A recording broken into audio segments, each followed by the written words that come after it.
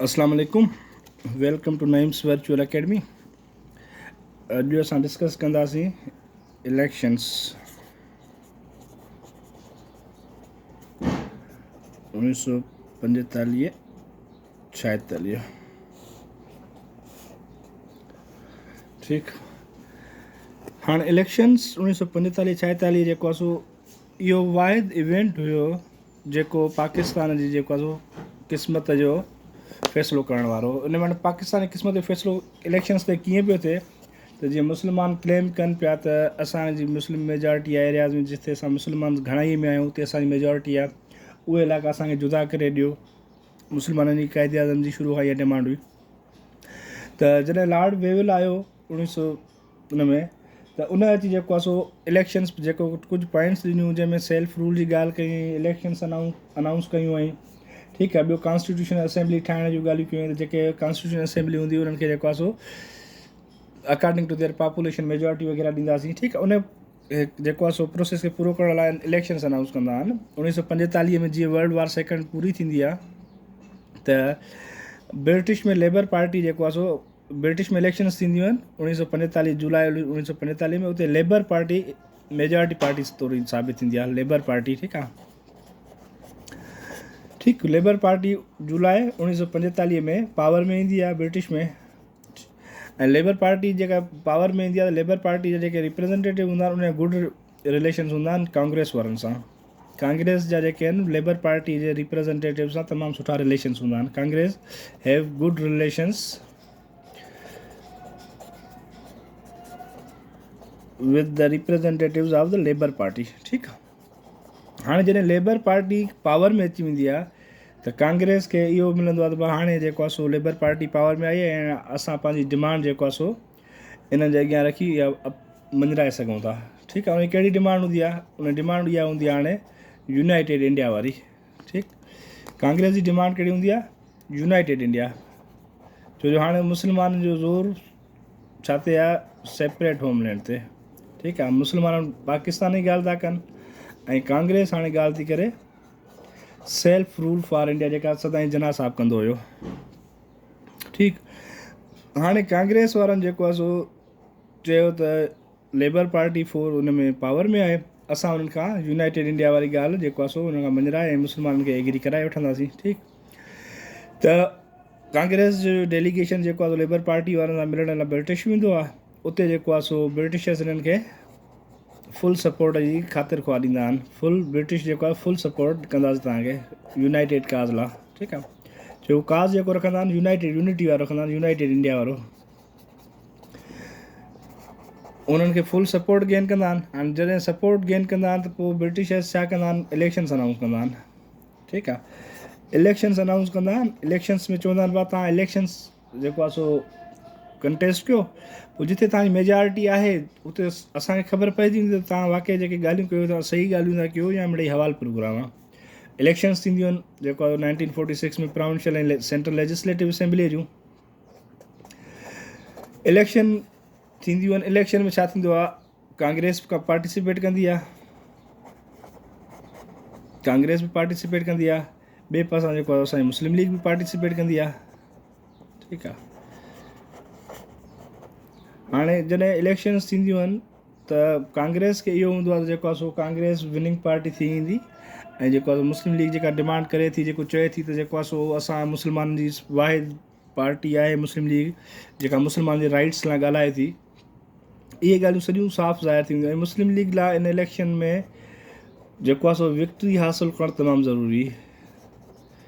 ठीकु आहे, विक्ट्री मुस्लमाननि जी फेट खे डिसाइड करण वारी हुई। त जेको मुस्लमान ॻाल्हियूं कनि था जुदा मुल्क जूं, हालांकि उहा ॻाल्हि उनखे एतिरी सपोर्ट पब्लिक सपोर्ट बि आहे या जस्ट जेको आहे सो जेके लीडर आहिनि उहे वेही पंहिंजी तरफ़ां ॻाल्हियूं था कनि।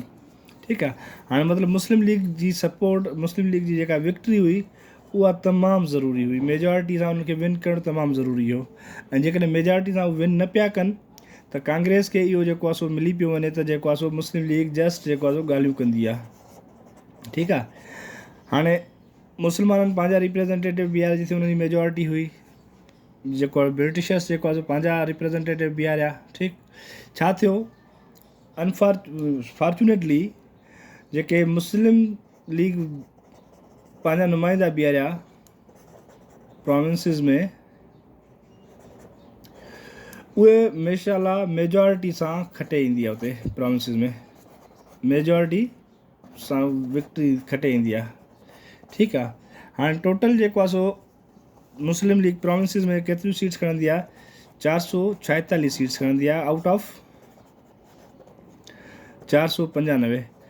ठीकु आहे। 446 सीटूं सां मुस्लिम लीग जेको आहे सो मेजॉरिटी सां पंहिंजे जिथे मुस्लमान जा नुमाइंदा हुआ, जिथे मुस्लिम मेजॉरिटी हुई, उते 446 सीटूं 495 सीटुनि मां खणी मेजॉरिटी पार्टी थी वेंदी आहे। ऐं ॿिए पासे छा थींदो आहे? Same is the case with Congress. Congress जेको आहे सो जिथे जिथे हुनजा रिप्रेजेंटेटिव बीठा हुआ हिंदू मेजॉरिटी में, जेको आहे सो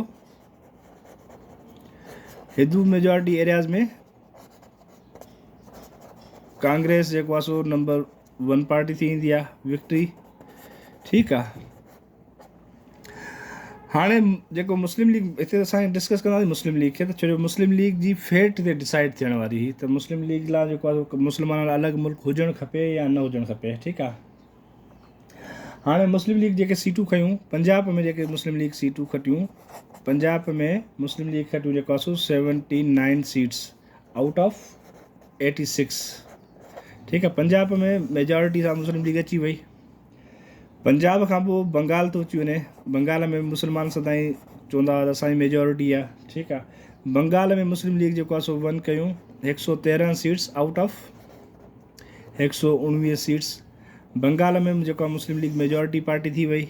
ठीकु आहे। बंगाल खां पोइ नेक्स्ट थो अचे पंहिंजो सिंध।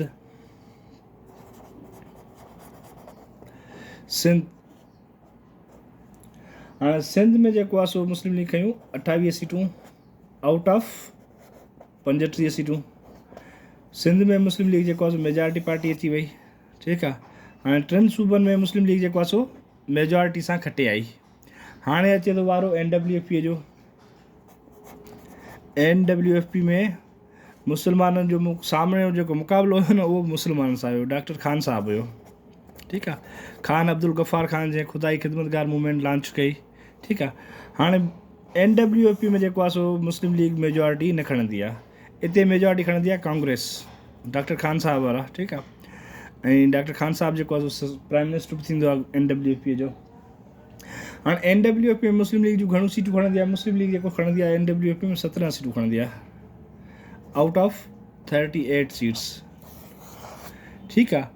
हाणे मुस्लिम लीग जूं इहे जेको आहे सो तव्हांजी थी वई। ॿियनि सभिनी प्रोविंसिस में मुस्लिम लीग मेजॉरिटी में अची वई। पंजाब में मुस्लिम लीग मेजॉरिटी, सिंध में मुस्लिम लीग मेजॉरिटी, बंगाल में मुस्लिम लीग मेजॉरिटी, ऐं जेको आहे सो NWFP में 17 सीटूं मुस्लमान खयूं। ठीकु। हाणे इन मां साबित थियो त जेके मुस्लमान ॻाल्हियूं कनि था, क़ाइदे आज़म ॻाल्हियूं करे थो त मुस्लमान जेको आहे सो सेपरेट एंटिटी आहे, मुस्लमान हिकु वॾी क़ुवत आहे सब कॉन्टिनेंट जी, जेको आहे मुस्लमान हैसियत रखनि था। क़ाइदे आज़म साहब जी उहा ॻाल्हि जेको आहे 100% सही प्रूफ थी। ठीकु आहे। क़ाइदे आज़म वारी इहा ॻाल्हि प्रूफ थी त पोइ हिते वरी कांग्रेस खे वरी फिफड़ी वठंदी आहे त जेको आहे सो हाणे इलेक्शन खटण खां पोइ डेफिनेटली गवर्नमेंट ठाहिण जो थींदो आहे। ऐं जेको आहे सेंटर में जेको आहे सो मुस्लिम लीग जेको मुस्लिम सीट्स हूंदियूं आहिनि सभु क्लीन स्वीप कंदी आहे। जेके मुस्लिम सीट्स सेंटर में हूंदियूं आहिनि, सेंट्रल लेजिस्लेटिव असेंबली में, उहा क्लीन स्वीप कंदी आहे। ठीकु आहे। Same is the case with Congress. Congress सां बि उहो ई मसइलो थियो। जेके कांग्रेस जूं हिंदू मेजॉरिटी एरियाज़ हुया, ठीकु आहे, कांग्रेस हिंदू मेजॉरिटी एरियाज़ में क्लीन स्वीप कंदी आहे। ठीकु। हाणे इलेक्शन थी वई। इलेक्शन थियण खां पोइ नेक्स्ट स्टेप छा हूंदो आहे? हुकूमत ठाहिण जो हूंदो आहे। हाणे वरी साॻियो कांग्रेस जेको आहे सो पंहिंजे जेको आहे सो नेगेटिव सोचुनि सां गॾु वरी ईंदी आहे त हाणे मुस्लमाननि खे जेको आहे सो मेजॉरिटी कीअं ॾिनी वञे। ठीकु आहे। ऐं ब्रिटिश में जेको आहे सो उन्हनि खे सपोर्ट हासिलु हूंदी आहे, छो जो लेबर पार्टी पावर में हूंदी आहे ऐं लेबर पार्टी जेको आहे सो उन्हनि जी सपोर्ट कंदी आहे। ठीकु। हाणे जेको आहे सो मुस्लमाननि खे वरी जेको आहे सो इग्नोर करण जी कोशिशि कंदा आहिनि गवर्नमेंट में। ठीकु। मुस्लमाननि खे गवर्नमेंट में इग्नोर करण जी कोशिशि कंदा आहिनि ऐं कोशिशि कंदा आहिनि त जेको इहो रिज़ल्ट आहे हिनखे जेको आहे नल एंड वाइट करायो वञे। पोइ सेम जेको आहे सो छा थींदो आहे?